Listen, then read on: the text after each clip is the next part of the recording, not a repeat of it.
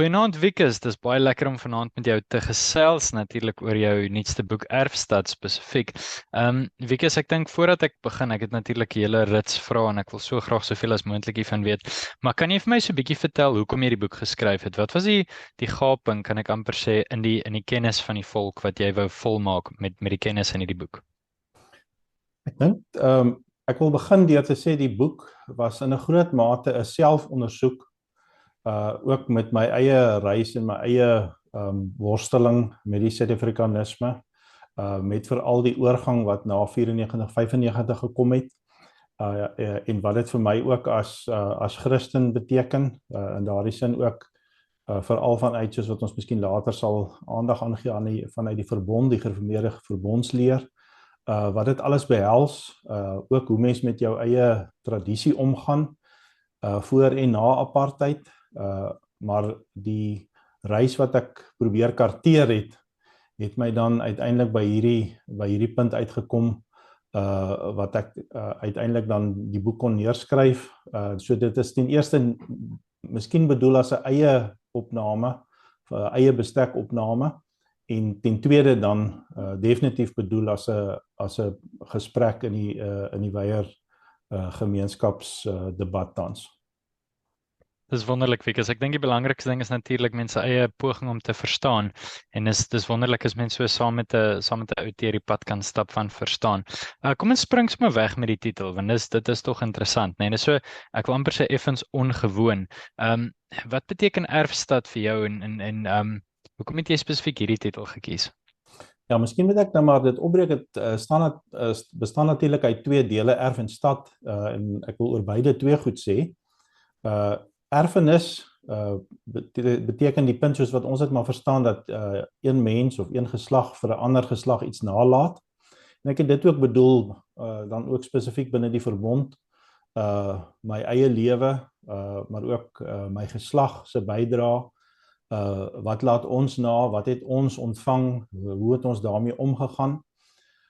Maar ek wil in die besonder ook erf, in die sin van werf of plaaswerf of erf waarop jy jou huis bou, iets in die nuance van 'n plek met my naam op, waar my belewenis in Suid-Afrika die laaste paar dekades was 'n ontplekking, en die onteieningsdebat is eintlik maar deel van daardie ding wat ons tans deurgaan. So die erfenis gedagte was vir my baie belangrik, dan veral binne die idee dat die Here die erfgewer is. Ek dink hier aan Paulus wat sê, ons is erfgename van God en mede-erfgename van Christus. Met ander woorde, om op 'n prakties gelowige vlak erns te maak met waar ons trek as volk, en wat ons vir ons kinders nalaat. En dan die tweede gedagte is natuurlik stad. Die eerste ding is dat dit baie vreemd op 'n Afrikaner se oorval, op 'n boer se oorval, stede is vir ons baie vreemd. So ek het eintlik met 'n teologiese draai by die stad uitgekom, met ander woorde dat ek eers weer nagegaan het aan ons eie kulturele wortels, hoekom ons 'n stad so vreemd vind, en dan die vraag gevra, is dit vir ons moontlik om wel ons eie stad te kan bou en ook vir ons nageslag dit te laat erf. Natuurlik dan in aansluiting by die Bybelse lyn van tuin na stad.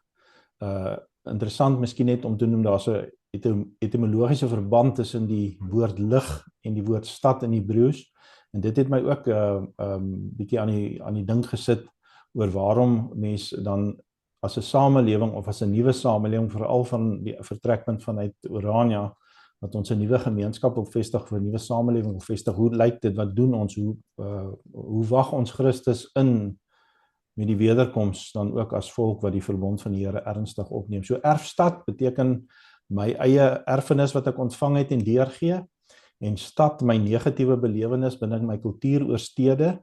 Die meeste was maar vir ons traumatiese belewennisse, en dan 'n teologiese regstelling of 'n herkalibrering van myself, en dan hopelik ook die gemeenskap, dat ons teologies positief kan dink oor 'n stad en dit ook kultureel kan vertaal. Dankie Wieke, so jy laat my nou dink aan 'n stukkie wat Hannah Arendt geskryf het. Nou as sy oor die boere skryf, maak Hannah Arendt baie foute ongelukkig.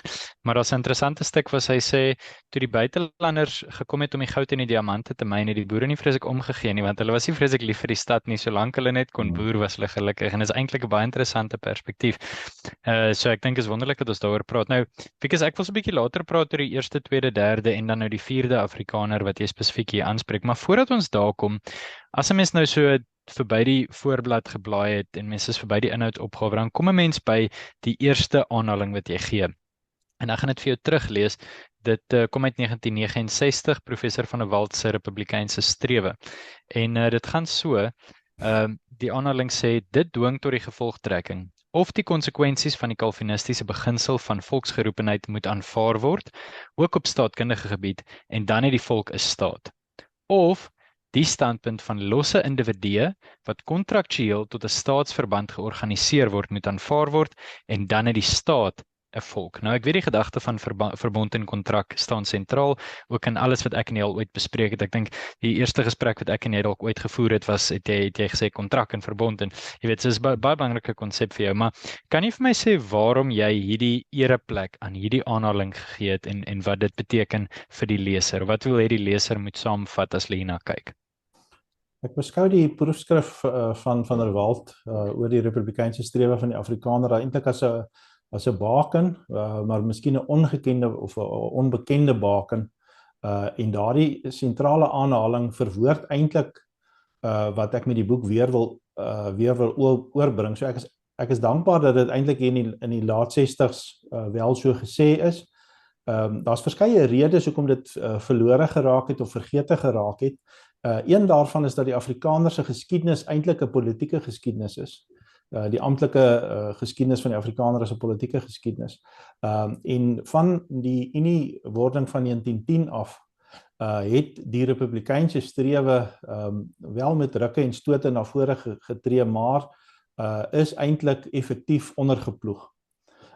En dit wat van der Walt daar noem, is 'n onontwykbare keuse wat gemaak moet word. Nou vanuit die verbond teenoor die kontrak, die verbondsbeskouing sê as dit skepingsmatig so is dat die Here wel ook volke, tale, volke en nasies maak, dan beteken dit as ons vanuit ons protestantse wortels dink dat nie net 'n individu 'n roeping het nie, maar ook 'n volk, dan beteken dat 'n volk ook geroep is om vry te moet wees. Vryheid is dus nie net 'n geskenk nie, maar dit is ook 'n plig en daarom beteken dit dat dit ook binne ons tradisie, maar as ook natuurlik goeie Bybelse argumente daarvoor, dat dit 'n republiek vereis. Daarteenoor, en dit is waar die meerderheid Afrikaners tans is dat daar vanuit die Suid-Afrikaanse nasionale of sosiale kontrak gedink word, waar net los individue gesien word. Die Afrikaner as volk, wat ek dan skepingsmatig sien, is nie net 'n klomp individue wat 'n besluit geneem het nie, soos wat die konstruktivisme beweer nie, maar dat dit iets is wat skepingsmatig daar is. Binne die Suid-Afrikaanse nasionale of sosiale kontrak is die volk of die gemeenskap deel, daardie kulturele deel is gedegradeer tot 'n minderheidsgroep. Wat dan uiteindelik beteken, dit is eintlik maar net 'n klomp individue wat meeding om 'n spasie van die pizza snit te kry. En ek dink van der Walt het dit goed raakgevat en gesê, wanneer ons erns maak met die soewereiniteit van die Here, soos wat ons doen in ons geskiedenis, dat die Here nie net oor individue regeer nie, maar dat hy ook die lotgevalle van nasies en volkere bepaal, en ons neem die vryheid in Christus ernstig op, dan beteken dit 'n volk moet grond hê, en ons het ook die plig om vry te wees. Dankie Wikus, dis 'n wonderlike perspektief. As mens so terugdink aan ons geskiedenis, dan weet 'n mens natuurlik dat Oranje het sy naam, as mens teruggaan na die Nederlandse koningshuis van Oranje, en hulle het hulle naam van die Franse dorpie Orange in die suidooste van Frankryk, en die manier hoe dit deel van hulle erfstuk geword het, was inderdaad 'n stryd teen 'n dreigende mag. In daai geval praat ons nou van die eerste millennium na Christus en die stryd wat hulle gehad het teen die Islam. Maar die punt is, mense het gedurig deur hierdie vrae en dit wys vir jou dat ook ons voorsate met hierdie vrae geworstel het. En dis wonderlik dat 'n mens die geskiedenis so ver kan terugtrek en dat 'n mens ook binne in dit wat vandag Suid-Afrika genoem word, hierdie lang ryk geskiedenis het. En ek wil juist bietjie aan daai geskiedenis raak met die volgende vraag wat ek vir jou wil vra. Jy praat van die 4de Afrikaner. Dit kom ook in die uitnodiging voor wat ons vanaand gekry het vir die funksie. Dit staan natuurlik op die agterblad van die boek. So dis 'n belangrike konsep vir jou. Maar ek dink vir die wat dalk nog nie ingelig is nie, kan jy ons vertel van die 1ste, 2de en 3de Afrikaner? En kan jy dan vir ons sê waarom dink jy is daar al 'n 4de Afrikaner? Is al werklik so iets? Is die 3de Afrikaner werklik iets van die verlede? Hoe sien jy die saak en hoe wil jy met die leser dink oor dit? Ek moet miskien dalk net begin deur te sê, ek sal dit nou nie 'n bieg noem nie, maar toe ek begin skryf het, was die subtitel wel 3de Afrikaner. Maar soos wat ek die laaste dekade aan die boek gewerk het, het dit vir my al hoe duideliker geword dat daar 'n bepaalde kontinuïteit en 'n diskontinuïteit is tussen die 3de Afrikaner en die 4de wat ek as die 4de Afrikaner beskou. Die benaming 1ste, 2de en 3de Afrikaners sluit ek aan by Karel Boshoff wat dit op tafel gesit het. Hy is ook nou verkies onlangs as die nuwe voorsitter van die FHK en hy het die konsep bedink dat mens in fases kan dink oor die Afrikaners, wat ek 'n nuttige indeling vind.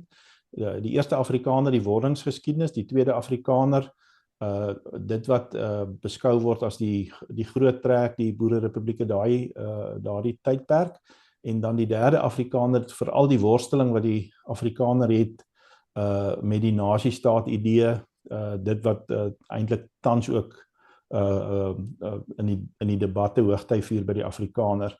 So aanvanklik het ek gedink, dit wat ek ter tafel wil sit is 'n sekere sin dalk 'n logiese uitvloeiing of 'n hopelike crescendo van die 3de Afrikaner, maar ek het van standpunt verander en ek probeer is 'n nuutskepping, ek probeer die standpunt verdedig dat die 4de Afrikaner het bepaalde kenmerke wat 'n aansluiting by die geskiedenis van die eerste 3 Afrikaners vind, maar dat daar beslis ook nuwe elemente is.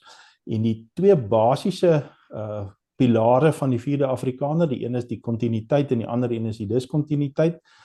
Die republikanisme, of die spesifiek dan, ek dink soos wat in Paul Kruger se lewe vergestald is, wat uit en uit 'n verbondsmatige beskouing van die burgerlike lewe was.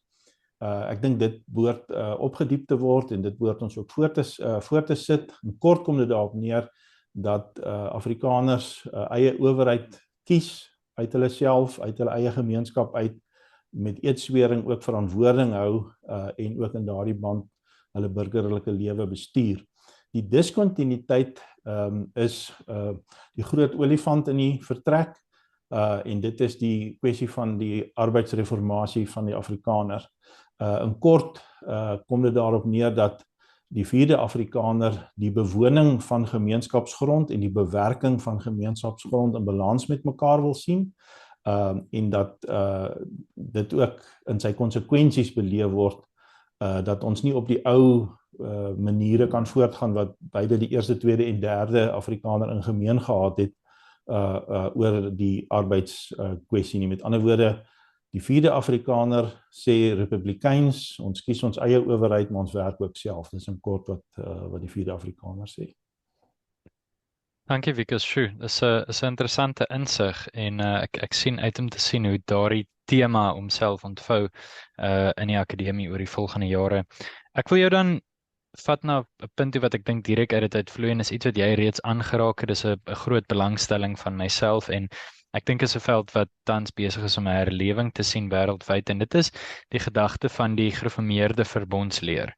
Nou wanneer ons sê gereformeerde verbondsleer, is daar baie mense wat dadelik hoor jy weet, miskien 16de eeu, Bullinger Zwingli, dalk bietjie Althusius na die begin van die 17de eeu toe. En dit is goed waaroor ons baie praat. By Begrond hou ons klein gesprekke hieroor en ons lees weer die bronne. Maar dis iets wat 'n baie ryker tradisie het en wat eintlik heelwat kere sy kop uitgesteek het in die afgelope tyd. Afgelope tyd bedoel ek natuurlik ook in die 19de eeu was dit baie sterk in Nederland gewees. ek kan my goed voorstel dat dit by S.J. de Tooy, by Tertius, by Paul Creer in 'n sekere sin al het dit nie noodwendig besef nie baie vormend was. As 'n mens onder die invloed sou staan van Bavinck of van heelwat ander denkers sou mense in die vroeë 20ste eeu en so en dalk heelwat in elk geval daarmee gewerk het.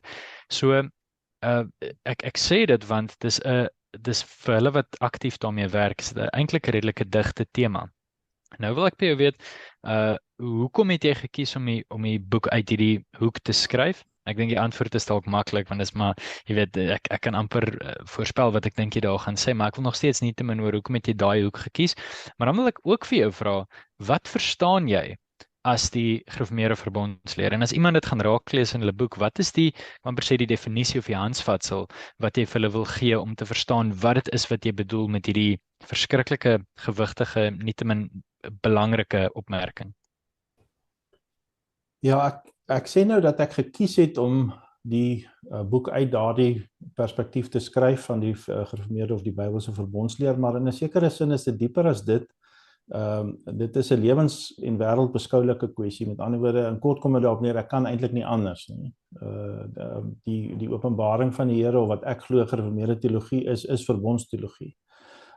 Die skrywer van die boek wat professor Herman Gilomee geskryf het oor die Afrikaners, sy standaardwerk, het akademies my belangstelling in die geskiedenis daarvan bietjie oopgemaak. Hy het baie duidelik aangetoon dat die gereformeerde verbondsleer of die verbondsteologie dan, soos hy dit noem, 'n vormende invloed gehad het op die ontstaan en die wese van wie die Afrikaner is. Ek het dit dan nou vanuit 'n ruimtelike kultuur bekyk.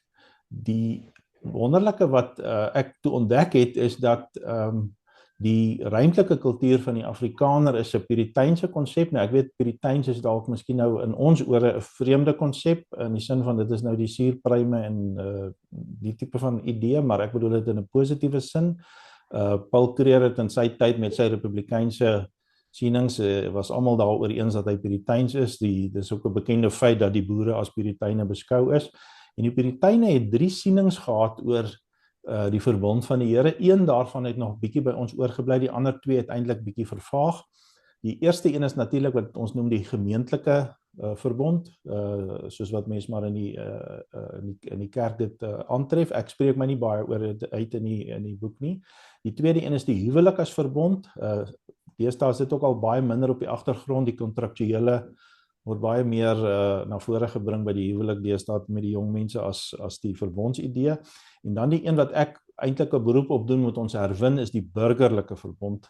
In Engels word dit nou die civil covenant genoem. Die Engelse tradisie, maar die Puriteine het basies geglo toe hulle baie van hulle het geëmigreer na nuwe plekke toe, Amerika en verskeie ander plekke in die wêreld, en dan het hulle daar wanneer hulle aangekom het 'n nuwe gemeenskap gevestig en hulle het vir hulle self dan afgevra, wel op watter basis stig jy 'n nuwe gemeenskap? Hoe lyk 'n samelewing wat nuut begin? En in daardie sin het ek toe begin agterkom, dit wat die boere gedoen het met die republieke en met die groot trek, daardie templaat pas nie net naaste my nie, hy pas 100% op wat die boere gedoen het. Met ander woorde, ons republikeinse tradisie is 'n Puriteinse verbondsbeskoulike tradisie, ook hoe ons oor grond dink. Dit is eintlik die stelling wat die boek maak, is dat as ons wil agterkom wat ons oupas oor die grond gedink het, dan moet ons weer gaan lees wat het hulle oor die verbond gedink. Want as jy nie die verbond verstaan nie, gaan jy nie verstaan wat hulle oor grond gesê het nie. So dis die eerste punt. Met ander woorde, verbond is, ek neem my eie doop en my eie verbond wat die Here met my gesluit het en met my nageslag gesluit het, baie ernstig op, en vanuit daardie lewensbeskoulike siening wat die Here sê, hierdie belofte kom julle en julle kinders toe, en ook in 'n mate hoe ek groot gemaak is dat mense aanvaar dit ook op 'n breër front, dat dit nie net jou eie persoonlike siening en jou eie persoonlike huis insluit nie, maar uiteindelik ook 'n volk. 'n Belangrike punt is dat, en dis 'n vergete punt wat die sosiale kontrak van die Suid-Afrikaanse sosiale kontrak verdring het, want die kontrak het die verbond verdring in ons burgerlike lewe, wat ek dink ons moet regstel en weer herwin, is dat die belofte idee wat die Here na vore bring, dat dit meer as een geslag insluit, en dat dit inderdaad ook meer as die persoonlike geloof van 'n individu insluit. Ek wil hier Jesaja 42 vers 6 aanhaal. Ek sê dit nou maar sommer in parafrase, maar daar word baie duidelik aangetoon dat Christus daar staan letterlik dat hy as, of in die Hebreë staan daar om te verbond, as die verbond geskenk is, en dat hy as sodanig die lig vir die nasies is. Met ander woorde, ons kan dus nie die liberale of die neoliberale idee van net individue wat kontraktueel verstaan word, burgerlik, of kerklik net as 'n klomp geredde individue verstaan nie, maar ons moet die Bybelse lyn volg dat die Here ook in die skepping met die breë samelewingsverbande werk wat volkere natuurlik insluit, en dat Christus daarin die verbond is. En kort kom dit daarop neer, die Here het 'n saak met volke. Hy gaan hulle oordeel, sy beloftes en sy seëninge, sy strawwe, is alles ingesluit oor wat volkere as volkere teenoor hom doen as skepper en verlosser. Ons voorouers het dit baie, baie goed besef. Hulle het geleef, dit was hulle asem, dit is wat hulle elke dag, hulle kon nie die werklikheid anderster verstaan nie. Dit is ook een van die groot redes hoekom ons teen die imperialisme van die Engelse beklei het, is hulle kon dit net nie verstaan, dat 'n erfenis wat binne die verbond aan hulle as volk gegee is, gesteel word nie. En dis die punt waarby ons moet weer 'n aansluiting vind en sê, wat is ons erns ten opsigte van die beloftes en die bevele van die Here, nie net in ons eie persoonlike vrymaking in Christus nie, want dit is baie duidelik dat die skrif vryheid baie dieper verstaan as net 'n ek is gered en ek gaan hemel toe. Hoe waardevol en hoe kosbaar dit natuurlik ook is. Die Here is die skepper van alle dinge, en dit sluit ook volke in, en as ons ernstig is oor Christus se koningskap of God se soewereiniteit oor alle dinge, dan beteken dit ons moet Jesus Christus as die verbond wat geskenk is en as die lig van die nasies ook ernstig opvat. In kort beteken dit, ons kan die verbond wat burgerlik gesluit kan word en behoort te word, weer heraktiveer in ons gemeenskapslewe. Ons kan daarin tradisioneel aansluit by wat ons voorouers gedoen het, en ons kan 'n kragtige wapen hê teenoor die liberalisme en dan ook die Suid-Afrikanisme as 'n ideologie tans. As hy nou, ek het nog so 2 vrae, en ek wil eintlik aansluit by dit wat jy nou gesê het met my volgende vraag, en dis die gedagte van federalisme. En hoekom ek dit sê is want ek dink dit natuurlik dit wat ons nou oor gepraat het lê ten diepste, dit lê by die bron daarvan. Maar die manier hoe baie Suid-Afrikaners daar sal praat, nou mense in die wat jy van praat binne die Suid-Afrikanisme, is kom ons soek 'n federale stelsel. Kom ons soek maar net 'n stelsel waar mag bietjie afgewentel word van bo af, en mense sal tipies dit hoor by wat ek dalk sal noem klassieke liberale of selfs libertariese persone, strome wat in die afgelope dekade redelik populêr geword het onder heel wat Afrikaners. My vraag is, in hoe mate wil jy bydra tot die federale debat? En indien jy wel in 'n groot mate wil bydra tot daai debat, in watter manier sal jy hierdie bydrae wil sien ontwikkel? Ek hoop dat Erfstad wel 'n kritiese, maar ook 'n opbouende bydrae tot die federale debat lewer. Die aspek wat miskien vergete is dat die woord federaal afkom van die Latynse woord vir verbond, fidus, en die ontstaan van federalisme in Europa is uit en uit gefasiliteer deur die Bybelse verbondsleer. Die skrywers wat jy net nou genoem het, dis 'n historiese feit, dit kan nagegaan word. Erns het die trein egter ontspoor en het die Bybelse idee van wat 'n verbond is, het dit verwar geraak met wat tans as die kontrakidee bekend staan. En die individu het so misplaasd geraak of so verabsoluteerd geraak dat ons eintlik deesdae maar net 'n kollektiewe massa mense het, hoeveel miljoen dan ook, en dat die hele gemeenskapslewe eintlik effektief verdwyn en verwoes is daardeur. So met ander woorde, nie net die imperialisme waarteen ons voorouers beklei het nie, maar ook die territoriale nasiestaat as 'n massastaat, as 'n massamensstaat, as ons dit so kan uitdruk, waar die individuele kontraktuele idee die voorrang het. Dit is waarteen ons versit. Ons het 'n tetiese en 'n antitetiese aanpak. En ons wil graag sê dat die federale debat 'n ou debat is.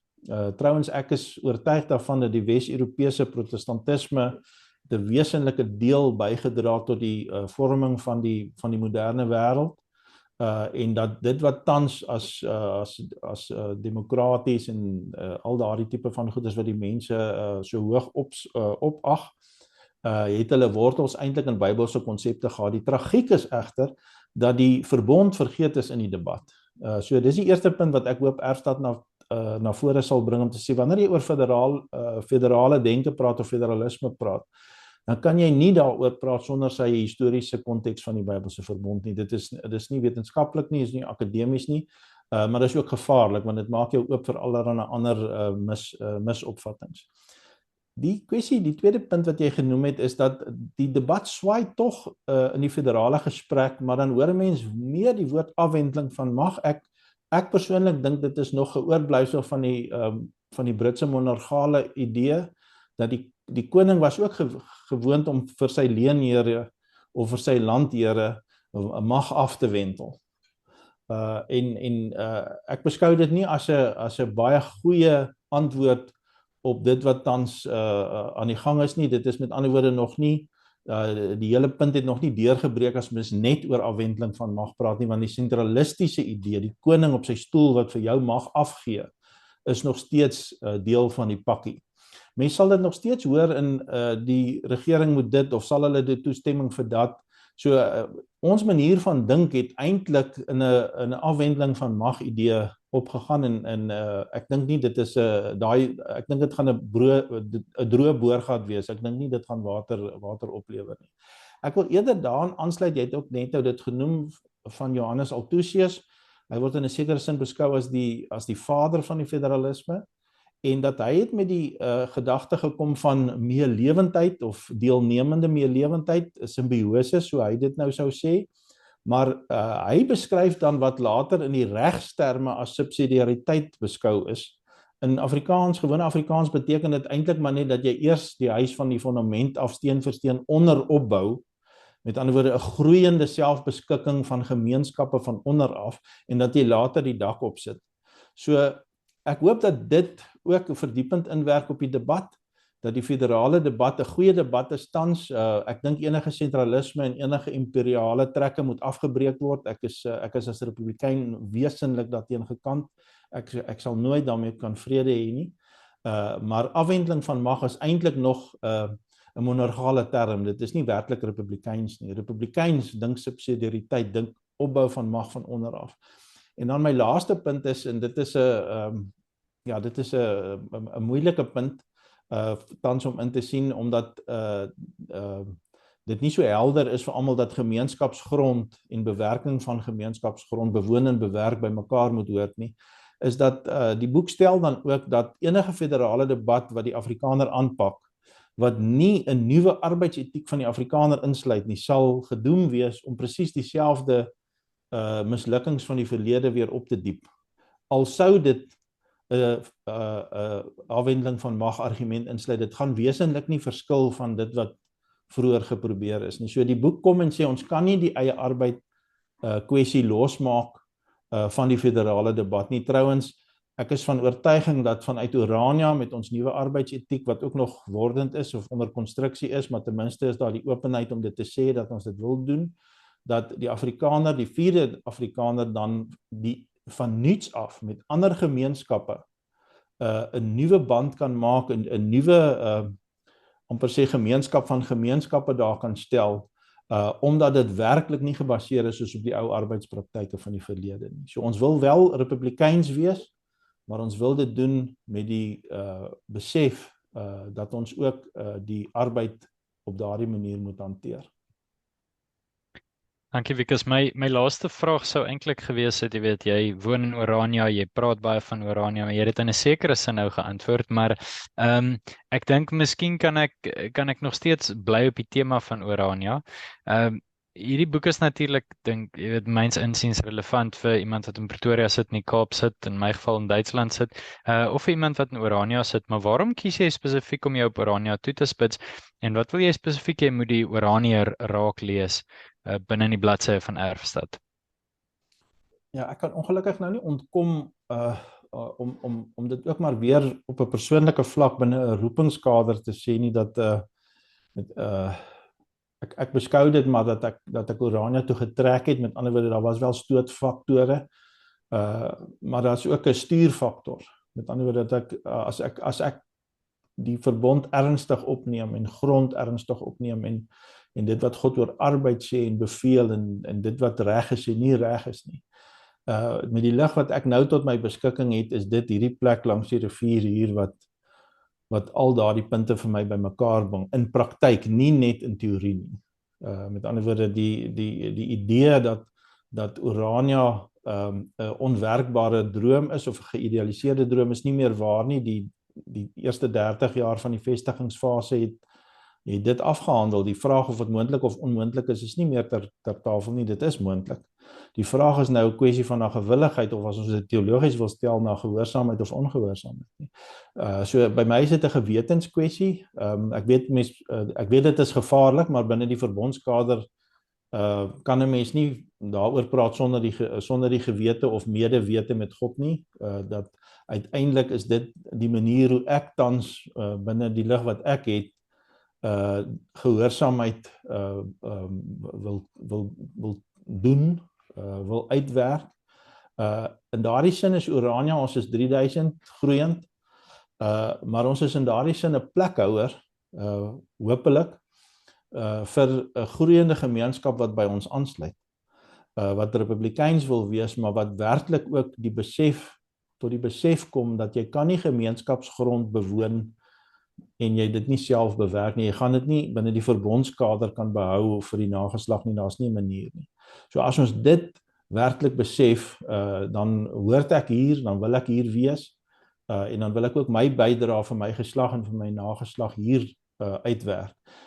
Die staande debat tussen die 3de en die 4de Afrikaner is 'n belangrike debat, en mens met groot wysheid en omsigtigheid dit hanteer, en dat mens dan ook as plekhouer of die plekhouer status van Orania ernstig opneem, dat 'n mens inderdaad 'n brug het met dwarsleers, sodat 'n mens dit ook moontlik maak dat daar 'n organiese groei kan wees, nie net van Orania self nie, maar ook vanuit die 3de Afrikaner se beskouing hiernatoe. So in kort dus, ek is gestuur en ek hoop dat dit ook vir die nageslag sinvol mag wees om hierdie praktiese vryheid so te mag belewe. Met ander woorde, vryheid is vir my 'n geskenk, maar as dit vir my 'n plig word soos wat dit is, dan moet ek hier wees.